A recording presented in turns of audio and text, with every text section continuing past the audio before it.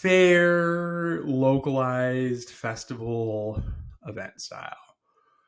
With those, you don't really have a specific niche of people. It's not like a sportsman show where it's, people that are in the active community. It's not a B2B show where you have one kind of industry standard.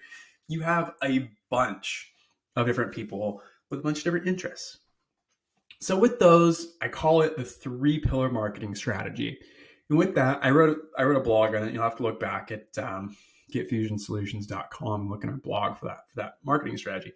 But what you basically do is pick 3 groups that you want to put people in. So let's say for a fair, and this comes from a real world example, I actually did this and it worked great. Pick 3 different groups. So in that, I did 3 different interests, I guess you could say. So 1, the fair I worked at had a rodeo. I'd say rodeo, that was a big draw. 2 was carnival. And 3 was the fair food. Those are kind of like the 3 big things of why people came to that fair. Your event could be whatever the big 3 pillars of interest are. From those 3 pillars of interest, figure out what are the kind of demographics, like my ideal customer for each one of those interest pillars. So for a carnival, let's say, it's probably going to be somebody between the age of, 10 and let's say 21, maybe 24 if you really want to push it.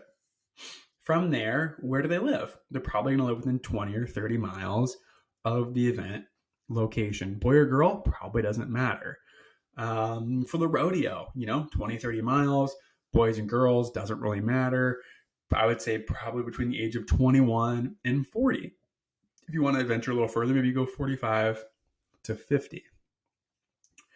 From there, you're going to have 3 different interests. Then you're going to have 3 different groups of people.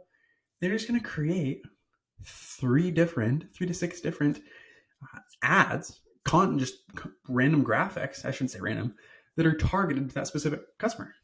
So for the rodeo, you're going to create a graphic. Maybe it's like a bucking bull and it's like, come on out to the whatever fair. And that's what you're going to do. And you're going to run that content graphic to that specific customer profile that you just created.